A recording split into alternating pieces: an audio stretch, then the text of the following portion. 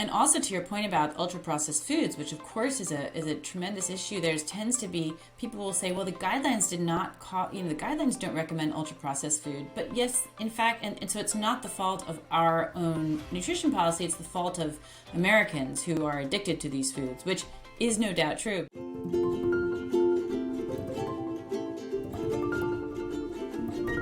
Hello, everyone. I'm Dr. David Perlmutter. Welcome again to the Empowering Neurologist. We have recently seen the new Dietary Guidelines for America published, and certainly surprising in terms of what it contained and also perhaps what it didn't contain. In other words, what changes we thought we would see but actually never made their way to the actual recommendations. So we're going to explore what this is all about and maybe even pull the curtain back a little bit to determine how these recommendations are made. What is the influence in terms of these recommendations, these dietary guidelines? Our guest is Nina Teicholz. We've had her on the program before. Nina, as you may remember, is the author of the incredibly wonderful book called The Big Fat Surprise. She also does a lot of work in this area of trying to influence changes in governmental recommendation. Let me tell you a little bit more about Nina. Nina Teicholz is a science journalist, and as mentioned, she's the author of the New York Times bestseller, The Big Fat Surprise. That book appended the conventional wisdom on dietary fat, especially focusing on the notion of dietary saturated fat. And she really was at the beginning of the conversation about whether these fats, in fact, are related to heart disease. This book was named a Best Book of the Year by The Economist, Wall Street Journal, and Mother Jones, among others, and it continues to be called a must-read for anyone who is seeking to understand the amazing story of how we got into this mess in the first place, how we came to believe that fat is bad for health, and what a better diet might look like. Nina is the founder of the Nutrition Coalition, a nonprofit working to ensure that governmental nutrition policy is transparent and evidence-based, work for which she's been asked to testify before the U.S. Department of Agriculture and the Canadian Senate. She's a graduate of Stanford and Oxford Universities and previously served as Associate Director of the Center for Globalization and Sustainable Development at Columbia University. Always great to talk with her. Looking forward to our interview. Well, hi, Nina. How are you doing? Hi, I'm doing well. Good to see you, David. Good to see you, too. So there's a lot to talk about today. I want to lead in today by simply asking you this question, and why is it you do what you do? That is a good question. I caught you off guard a little bit there, didn't I? It's often not rewarding. I do what I do probably for the same reason that you do, which is that I think that once you know something that is a sort of a truth about how to become healthy and how to reverse disease, it seems almost like a moral imperative. I mean, truth is a kind of justice, and it seems it just seems a moral imperative to get that truth out into the world in whatever way possible. Has your truth changed with time? There's certainly nuances I mean, I believe things now that I didn't know about 10 years ago, and so my understanding of the science has certainly evolved as the science has evolved. But my basic understanding of the science that came about through more than a decade worth of research to really come to the understanding that fat was not bad for health, saturated fat was not bad for health, and that instead we were facing sort of a tsunami of carbohydrates that had made Americans fat and sick by adopting a low-fat diet, which is high in carbohydrates. So that fundamental conclusion hasn't really changed.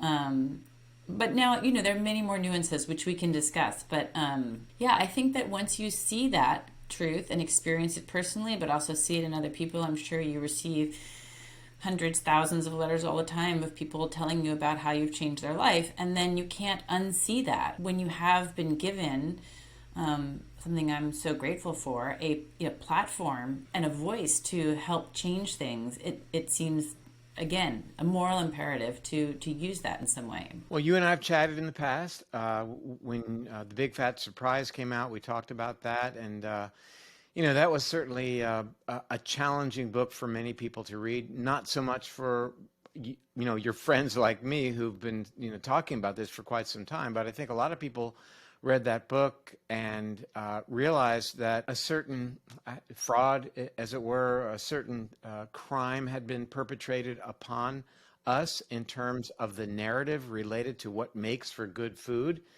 And I think we may even talk about that more today. But I think that the real reason that I reached out to you this time, of course, has to do with the dietary recommendation for Americans that come out every 5 years, and you have been quite vocal in terms of your response to what the dietary guidelines are saying for 2020 to 2025.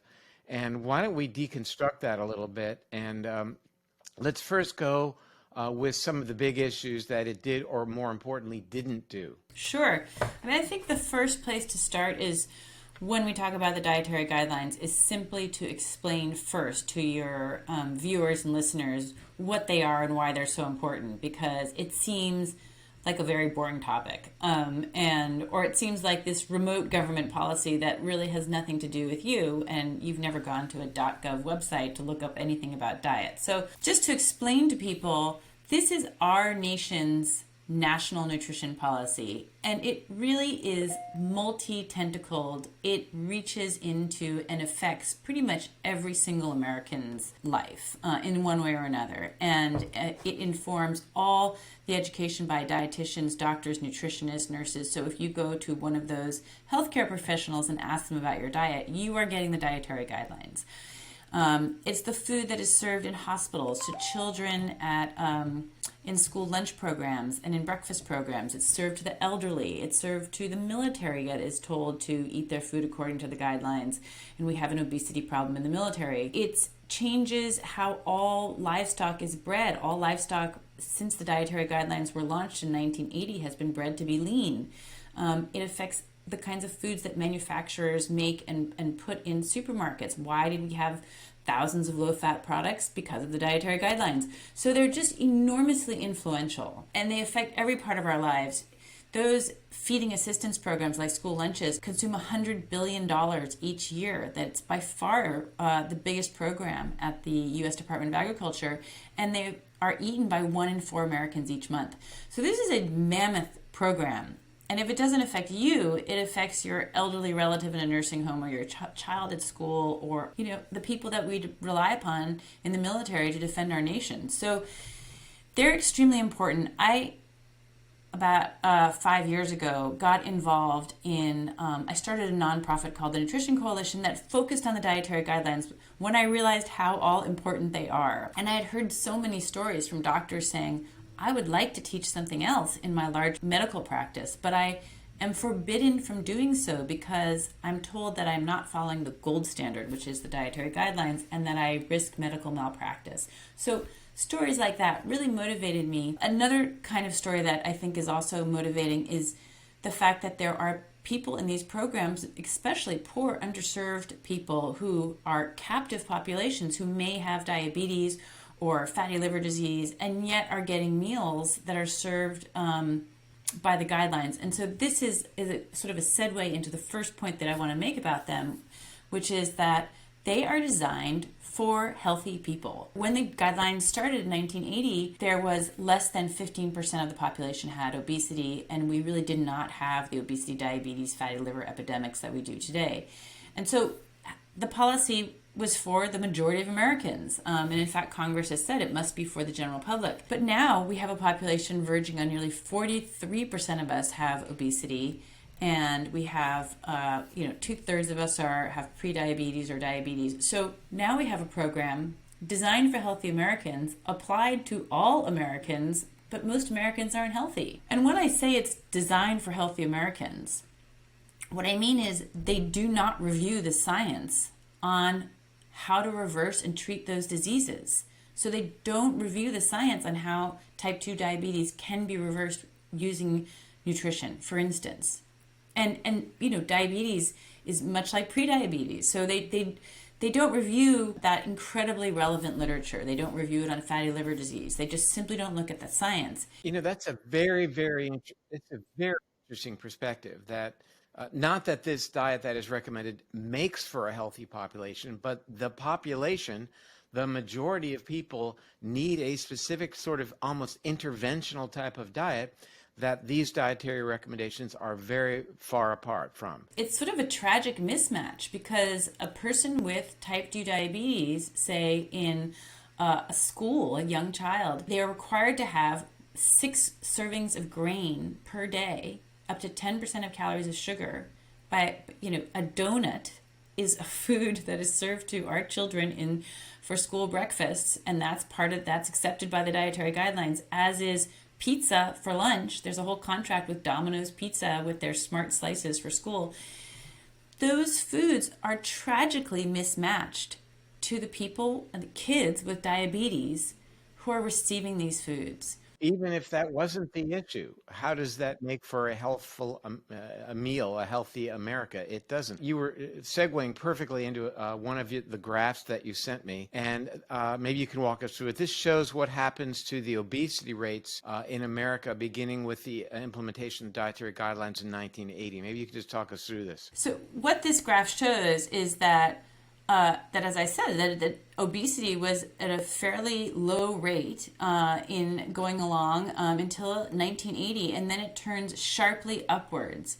Well, there have been a number of explanations for why this has happened. People started eating out more, or that I think that's probably the most compelling argument I've heard. But what happened in 1980 is that the dietary guidelines began.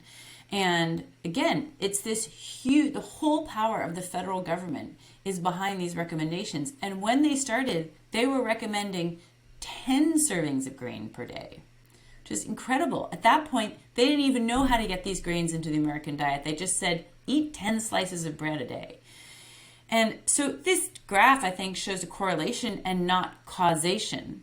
But if you add this graph together with data that we have from rigorous randomized controlled clinical trials showing that when people reduce their grains, they're able to reverse out of diabetes and obesity, I think you can make a fairly compelling case that the dietary guidelines very likely caused this rapid uptick in obesity rates in America, and with no end in sight, I should add. Those rates are still climbing. Let me just comment about how the net that is thrown by this. So we talk about obesity, we talk about overweight, we talk about non-alcoholic fatty liver disease and diabetes, and that's sort of what people are thinking this is all about. But I think it's really relevant to talk about the downstream issues that then are related to type 2 diabetes, including cancer, coronary artery disease, senile dementia of the Alzheimer's type, that the biggest chronic, non-infectious, non-communicable chronic diseases of our planet are related to these upstream events, connecting that dot then to the foods that are recommended in this case, not just the foods but the foods that our government recommends. And it seems to me, even from a cost perspective, in terms of our healthcare dollars, that this is that we're throwing money away to treat these diseases that would otherwise have not really had such a foothold in terms of their threat had we just given people better advice. There's no question. I mean, there's a tragic consequence to this diet that was fundamentally based on weak evidence, has been, you could interpret it as an experiment on the entire American population without our consent, with tremendous consequences. So there's the vast human suffering. As you say, diabetes, the downstream effects of diabetes include blindness, amputation. We have an epidemic of amputations, especially amongst underserved communities. If you have diabetes, you are far more likely to get heart disease. And to use an example that we are currently experiencing, diabetes and actually high blood sugars is the most tightly correlated with poor outcomes from the coronavirus, which is to say hospitalization and death. I mean, we have, if you think about what we've all lived through for the past year, if we had been slightly healthier, and if you look at the map of countries around the world, what correlates best with poor outcomes globally as well is a high rate of obesity. So at the US, Mexico, high rates of obesity, even though in the US at least we have an advanced medical care system and we've had good access to the vaccine, but still we've had terrible outcomes. And then there are the costs. Diabetes is by far and away the most costly disease. I think the last count, it was over $350 billion a year. It is by far, in terms of our discretionary income in the US, it is the most rapidly growing part of that, to the point where we just won't have any wiggle room at all for discretionary income. So it's an absolutely dire problem. There's just no question about it. I think the logical next question, although feel free to ask this, is like, go ahead. What's the logical next question? Help me out here. Why is the U.S. doing nothing? We're breaking our budget. It's clearly, what is driving our astronomical, out of control healthcare costs. It is causing enormous suffering. For 3 years we've missed our recruiting targets for the military because primarily due to obesity. The problems are so obvious, and many, many more people die of these diseases than have died from the coronavirus every year. Many, many more. Basically, what I see is that the sort of the medical nutritional establishment really does not have any ideas about what to do. They have decided that they're going to, they've always promoted low fat, so we've had the low fat diet for decades and decades. They no longer call it a low fat diet. They've kind of tiptoed away from that language, but effectively what they're prescribing, the diet of the Dietary Guidelines by the government is, between 31 and 34% fat. That is basically a pretty low fat diet. And again, high carb. And so that is a diet that they cannot let go of. There's so much cognitive dissonance around this idea that another diet could be healthy. And there is, of course, a whole superstructure of food companies, pharmaceutical industries, and all these vast corporate interests that sort of depend either on the foods that we eat when we eat a low-fat diet that is high in carbohydrates, or in the case of the pharmaceutical industry, really depend on those insulin payments and the 5 pills a day that the average American is taking.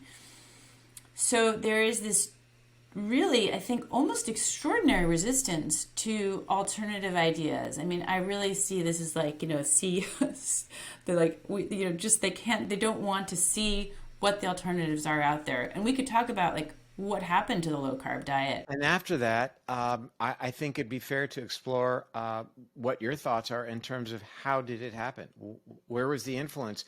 In the face of the science, which was pervasive, how did they get it wrong? And more importantly, I guess, why did they get it wrong? Well, our group was successful in actually getting the Dietary Guideline Committee, who was the expert group that's in charge of reviewing the science, to actually look at the low carb diet this time. They had never formally done that, where they took, to actually review the science. And we had thousands of people sent in letters, and we felt like that was a little bit of a victory. And we actually followed up and got them to define it according to the most recent medical literature, which says it's not 40% of calories, it's really closer to 25% of calories. So I had known from my research that the last iteration of the guidelines, it's every 5 years, it's in 2015, they had done a review of low carb diets, but they had not published it.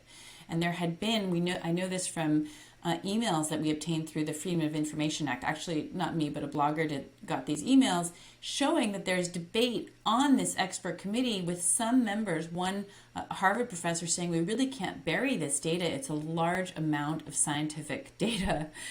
And then he just sort of goes quiet, and there's nothing published in the expert report. So this go around, they actually had a public review of the low carb diet. At this point, there are now maybe 100 studies on low carb diets that we've identified. We also identified about 75 studies that were actually on low carb diets defined as 30% of calories or less. So what one might call a true low carb diet. The committee found only one of those studies that had actually been authored by one of the committee members.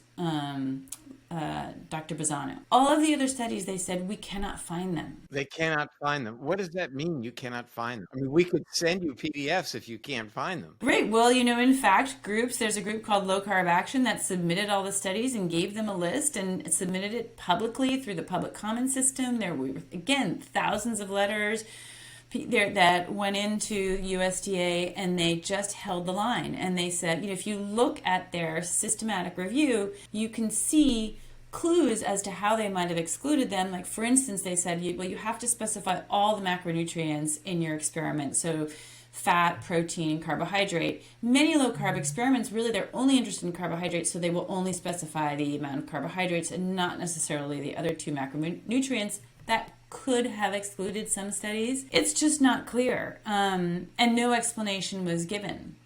And so their conclusions were insufficient evidence. We can't find the evidence. I think it's just an extraordinary cover-up of the science, really. It's almost just unbelievable that this could happen, like right under everybody's eyes. Didn't the National Academy of Sciences offer up an independent review of the process of how these dietary guidelines were ultimately codified? Didn't they look at the process and were highly critical of that? Yes, so good point. And this was something that my group really focuses on, and we were very much involved in getting this report, which is in 2015, after those guidelines came out, and there was a great deal of consternation about their legitimacy. There was a hearing in Congress, and members of Congress saying, my constituents don't even trust these guidelines anymore. First there's a cap on cholesterol, then it's gone. I mean, we don't know what to think. So legitimate concern, and out of that, we were able to get Congress to mandate a report, sort of really the first ever outside peer review of the dietary guidelines process,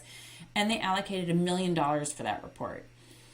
And the report is pretty strong. Anybody who's interested can go on the nutritioncoalition.us and see what some of the statements of this report, but they basically made 7 recommendations on the process, and 3 of them are devoted to the fact that there needs to be a more rigorous process for reviewing the science. So that sounds pretty boring. It's methodology, but everything depends on it. Like, how do you weigh studies? How do you know this is a strong study and that's a weak study? And do you put the strong one on, give it more weight than the weak study, or do you not? I mean, that's the absolute core of creating reliable, reproducible science. That's at the heart of it.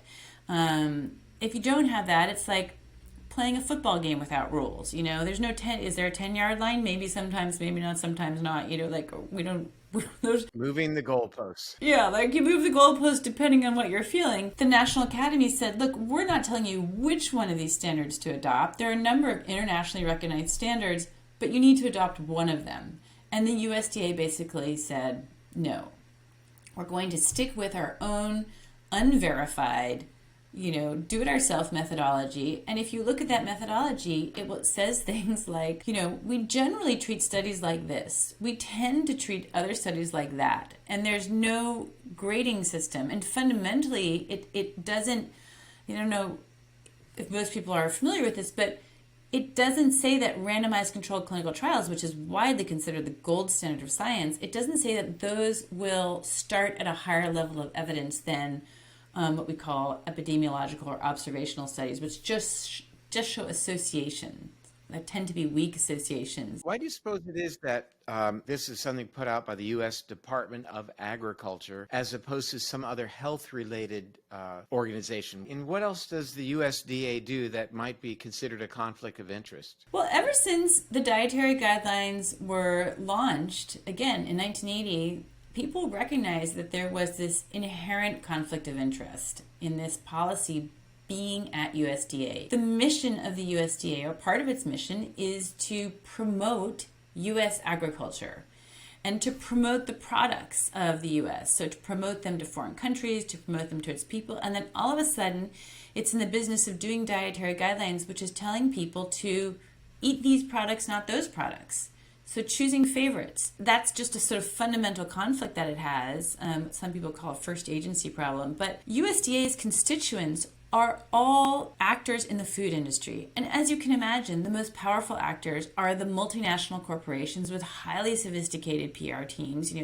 Companies like Dannon and Unilever. I mean, those are multinational companies, incredibly sophisticated, and the USDA actually has partnerships with them. And many of their political appointees are drawn from these industries, go back to their industries. In this last go around of USDA under Trump, one of the top deputy secretaries, right under the secretary who was Sonny Perdue, this deputy secretary came straight out of the American Soybean Association. And when he was done, went straight back there. Where was Sonny Perdue prior to his appointment? He also works in industry. His family has, I think they do both agricultural, crops, and I think they're also involved to some extent in the meat industry, but I'm not positive. They are. They are. Thank you. But that said, if we can drill down to some specifics here, what did the new guidelines, now that we're really at the leading edge of science, how did they change or modify their sugar recommendations? They didn't. The current recommendation from 2015 is to cap sugar at 10% of calories. There was a recommendation by the expert committee to reduce that to 6% of calories. The USDA political appointees who are ultimately responsible for taking the expert report and translating into policy rejected that particular recommendation. So it remains 10% of calories is sugar, which is a lot of calories. If you think about, our need for sugar is zero, and it's beyond that. It's, as many people know, it's addicting and toxic. But again, if you look at the main players in this process, if you look at a company like Mars, they basically their products are based on sugar. I wanted to set that up so our viewers would realize that with all the science that we talk about week after week here and so many other people who are exploring what I think is the leading edge in nutrition, the notion that the sugar recommendation didn't change and now will stand at least for the next 5 years, and in being confronted by the science, it's pretty breathtaking. And I think that the level of conflict of interest here is so obvious and vast. We put together an op-ed on MedPage today for President Biden, hoping that there could be, about sugar specifically, and hoping that there can be an end around here that might allow some change in policy beyond these guidelines. We really need to call it out. And as you just said, there is no need for sugar in the human diet, but the brain needs glucose to power itself. Yeah, we make plenty of glucose in our bodies to power the brain. We break down complex carbohydrates and liberate glucose as needed. So the notion of preform either glucose or fructose as a necessity in the human diet is, as you say, zero. But yet, now we're looking at that 10% of our calories should come from sugar. Caramba. Yeah. Plus, I think it's about 2.5 cups of fruit to eat a day. If that were the case, I would be all in. But that's not where it's coming from, as we know. It's refined sugar in the absence of fiber, in the absence of other phytonutrients. And a study came out yesterday saying it was looking at cardiovascular risk in comparison to ultra-processed foods, another source of simple carbohydrates, indicating that the average number of servings per day in America of ultra-processed foods is 7.5. If you want to fast track to elevating your blood sugar and then all the things that you and I have been talking about, that's the way to do it. It's getting away from whole foods. I had a great conversation yesterday with Dr. Robert Lustig with reference to his new book called Metabolical, which really pulls the curtain back on exactly what it is that you're talking about. And again, he said exactly the same thing, that we don't need any sugar. Oh, but it's my birthday, it's Christmas, whatever. The point is, it's always something.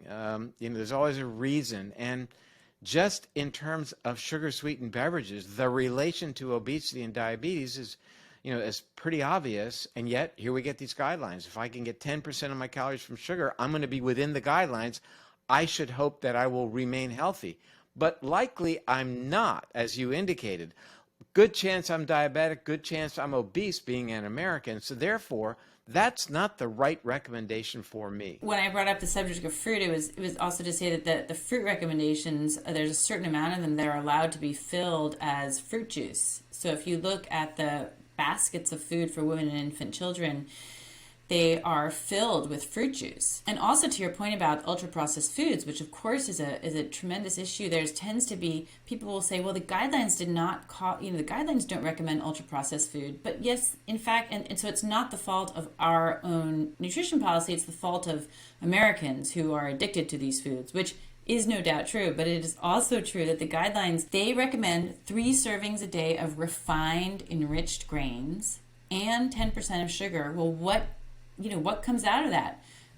As we said, pizza, donuts. I mean, if you go and look at what is approved, what the USDA approved foods, it includes chocolate chip cookies, sweetened cereals, all kinds of what we would call ultra processed foods that are really not very healthy. It's because of these recommendations, or we are actually fed these ultra processed foods that are not good for metabolic health. And let me go back to the fruit juice comment there a moment ago. And I think we should really emphasize that the amount of sugar in fruit juice is almost as high as it would be in sugar sweetened soda. That parents unfortunately are misguided, thinking, oh my gosh, 100% organic apple juice from wherever, orange juice from Florida, that's got to be good for my children, and that it isn't. There's nothing natural about it. Our ancestors didn't go along and find cartons of orange juice hanging from trees or apple juice. This is a powerful slug of fructose, which does what? Increases insulin resistance, leads to non-alcoholic fatty liver disease, raises uric acid, and all the downstream effects of free radical mediated oxidative stress, inflammation, glycation of proteins. Where do we stop? There's something called water, which humans have been drinking for quite some time now.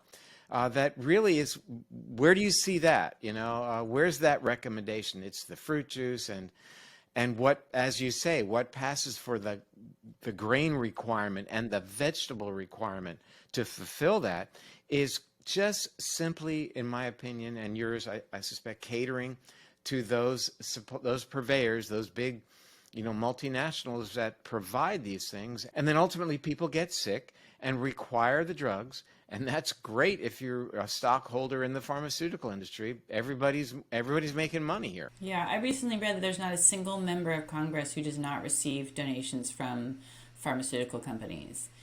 And I will say that in my own efforts to go around and sort of socialize this issue, you think you're going to meet with staff members or members of Congress and you come with this message like, hey, here's this fantastic, large, rigorous body of science showing that we can really make a dent in these devastating diseases that kill so many people. Here's the data on diabetes, on blood pressure. Here's data on obesity. We reverse these conditions, in a matter of weeks. Until you start talking to them about, maybe we would have to reduce wheat, and then the person from Kansas just like their eyes glaze over, or yes, we could reduce our dependence on insulin, and then you can see somebody else's eyes glaze over. There's widespread understanding that metabolic health could exist, and that there is a root to that health, and that there's a large body now of science really tested on every population to show this is within reach, and that there is a conscious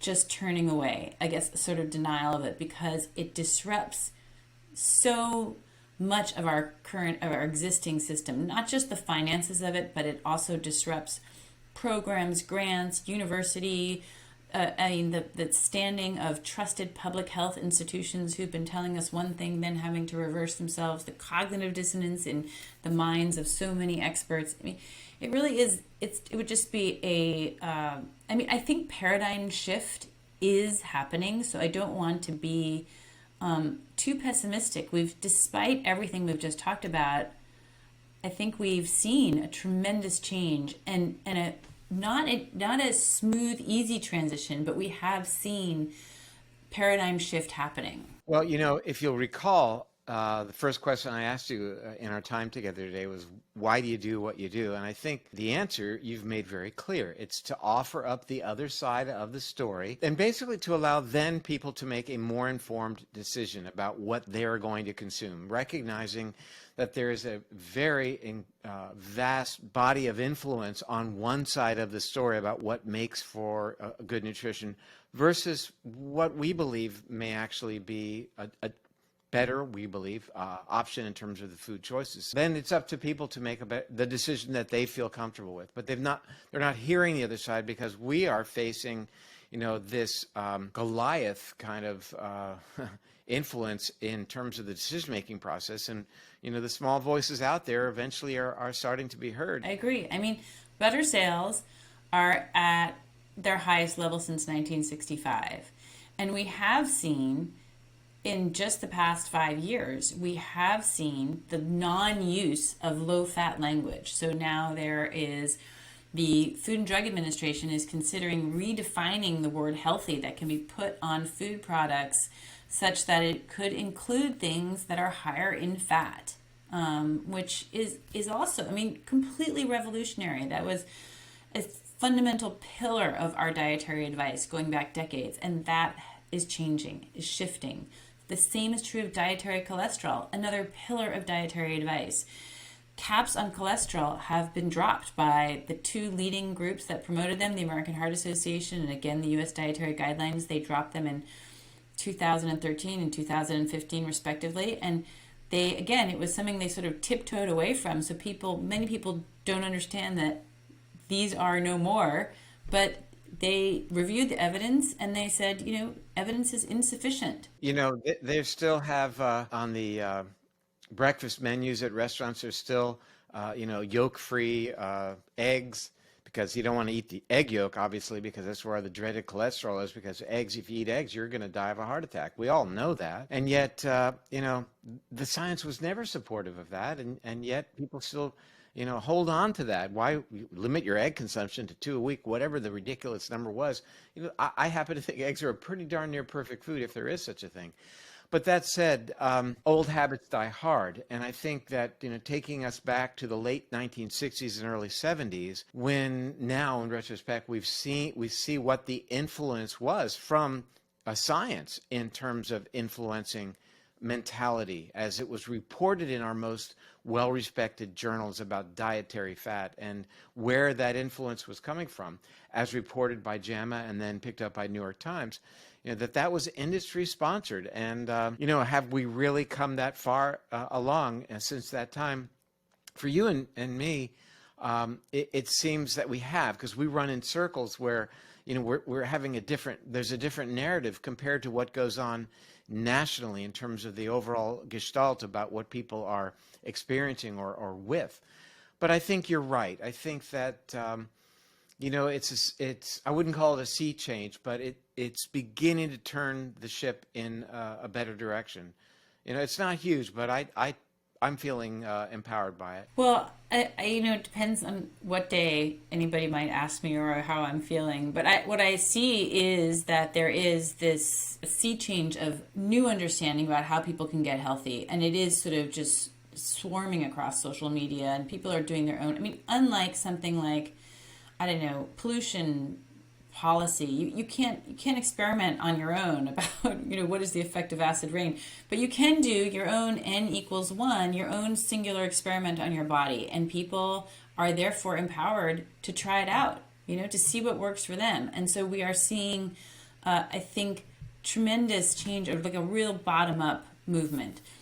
But at the same time, I think there's some degree of caution that I would, having been optimistic now, to return to a bit of pessimism, which is that there is this also, I think, a tremendous top-down movement that is happening, that's started with the sort of Davos world economic elite corporations, multinationals banding together to say that we need to have a single reference diet, and that diet needs to be a near vegan diet, and that is the correct diet for everybody, for planetary health and for human health. And that is I think, truly an elitist and unscientific diet, but they're moving towards imposing that from the top down. It's on the verge of being accepted by the United Nations as official policy at a conference that will be in June. So this has been something that we've been seeing, sort of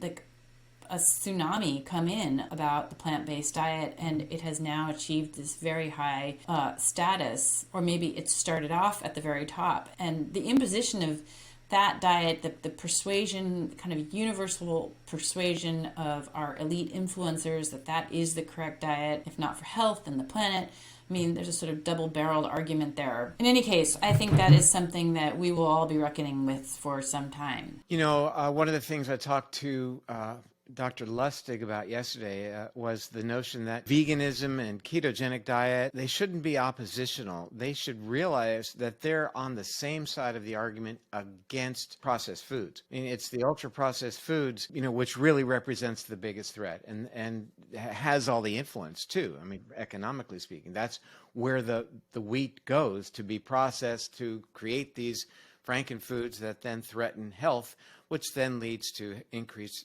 healthcare expenditure dollars that then bolsters big pharma. So that's the big threat. I think it's really getting back to eating whole food, whether you choose to be on a more ketogenic diet or you choose to be more plant-based. So I will say that I have become more plant-based over the years for a number of reasons, most of which I think are health-related, most of which relate to having good levels of dietary fiber available in my body.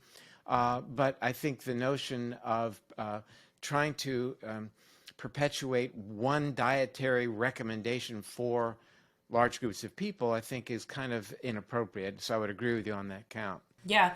Well, and that's also the problem with going back to the U.S. Dietary Guidelines. It's really a one-size-fits-all diet. And again, it's just not appropriate for people who are in metabolically poor health, people with obesity, diabetes, non-alcoholic fatty liver disease. So it's just, and it's also culturally insensitive and inappropriate. There are real differences across races and culture, and there's no reason that we should all be Mediterranean, for instance. Food is a deeply meaningful part of individual culture, and so we should not impose upon the tremendously diverse nation that we are, or the planet, which is also vastly diverse. We should not have a one-size-fits-all so-called reference diet. So true. Personalized medicine, personalized diet. And how incredible it is that if you go around the Mediterranean now, there really is no area, any meaningful area that's consuming the so-called Mediterranean diet anymore. It's all been westernized. So yeah, I mean, as if there ever was one Mediterranean diet. It's something that I researched quite a bit and wrote about in my book, which is that there never was a one Mediterranean diet. There were always vast differences in the amount of butter and lamb and grains and different kinds of meats. I mean, all around the Mediterranean, there were huge differences that Ansel Keys, who was really the originator of the idea of the Mediterranean diet, who was from the University of Minnesota and wrote a cookbook about it with his wife. I mean, he acknowledged that there was not one Mediterranean diet. It was always a bit of a myth. It was a bit of a marketing scheme. It came to be very popular because the European Olive Oil Council got behind this big marketing scheme and sent a lot of scientists and chefs and food writers on these fantastic conferences all over the Mediterranean. And what better way to have a bunch of great, beautiful, sun-kissed articles about the wonderful Mediterranean diet, which, by the way, I love Mediterranean food. I'm not saying I don't, but I don't think it's it's not the panacea that it's been made out to be. Well, and the incredible traction that the Predimed studies are, the work they're putting out is having in terms of influencing the influencers. The Mediterranean diet did hit a little bit of a rough spot in that the real Mediterranean diet, as studied by Predimed, which is the largest ever study on that diet. It operates out of Spain, and by the way, funded by a number of food companies, which is rarely revealed. But the diet that they're testing is, first of all, not a low-fat version of that diet, which is the version that's promoted by our government, and Harvard is the other main promoter of that. They use 40% of their calories as fat. That would be too high in fat. The other thing that most people don't know about Predimed is they did not reduce red meat. Subjects that did better ultimately had better cardiovascular outcomes. They were not eating a lower meat diet. So that study has been a little bit misinterpreted to mean things that it didn't really show. There are some good takeaways, I think, in perhaps looking at monounsaturated fatty acids and reduction of simplified carbohydrates. I think there is some information there that's valuable. Yes, absolutely. In the end, the diet became very popular in the United States in the early 1990s due to the sort of promotion by Harvard. But even they backed out of it a little bit because olive oil is a European product for the most part. And so promoting olive oil did not sit so well with the large vegetable oil manufacturers here in the United States. So if you look at the U.S. dietary guidelines, they have what they call their Mediterranean diet. It's not olive oil. They are recommending 35, 37 grams of soybean oil a day in their version of the diet because that's an American product. And just remember, the American Soybean Association president was the head of the